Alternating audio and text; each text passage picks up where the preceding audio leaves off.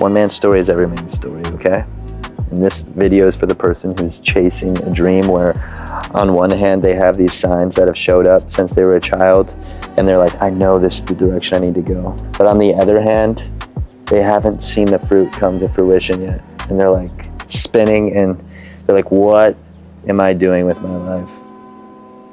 I believe one man's story is every man's story, so I'm going to share a little bit about my story, hopefully give you a sign to keep going.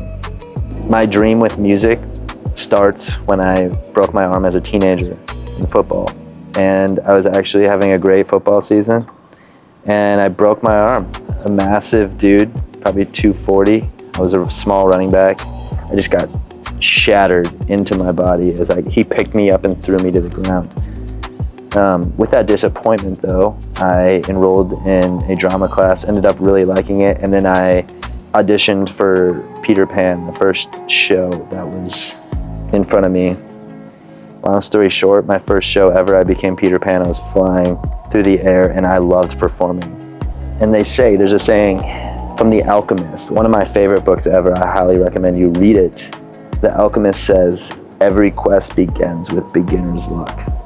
So then I picked up the guitar, loved it, started singing and playing, but just did it for the love of the game. Didn't know where it would take me. When I was 21, studying business, I got dragged to a Luke Bryan concert, and it was at that concert I felt this elevated thought. Some people call it the Holy Spirit. Some people call it the universe. Some people say it's when your hairs on your arms go up. But I felt a thought that was to me, but it was like, you're gonna do that one day. And I was like, I couldn't shake it. I was in business school. By then I was average at the guitar. My voice was unique, but again, I didn't show signs of prowess, or I didn't sound like Shawn Mendes. But I took a consulting job out of school because I was told this is what's gonna make you successful. So for 4 years, I worked for one of the top tech consultancies in the world. And I hated it. I hated every second of it. But after 4 years, I said enough. I was 27 by now. And I looked at my life and I was like, I don't want to be here 10 years from now. The people in front of me hate their lives too. Like, what is this for? Just a little bit more security? So I quit cold turkey with 22 monthly listeners on Spotify. Yeah, really showing some great signs. But that summer after I quit, and I put a little savings together, and my savings was just like, I was like, what am I doing? My buddy came to town, and again, I should have been really looking for a new job, but we're walking in Hollywood, and we see this sign that says, it's okay to reinvent yourself. I don't think anything of it. But the next day, when we're in San Diego, we see this sign and mural that says, the odds are not in your favor, but that's what will make it such a great story. And my buddy pulled me aside and he said, do you see that typewriter right there? I was like, yeah, it was on the picture. He was like, this is a typewriter I've used as a kid. But he said, see those two?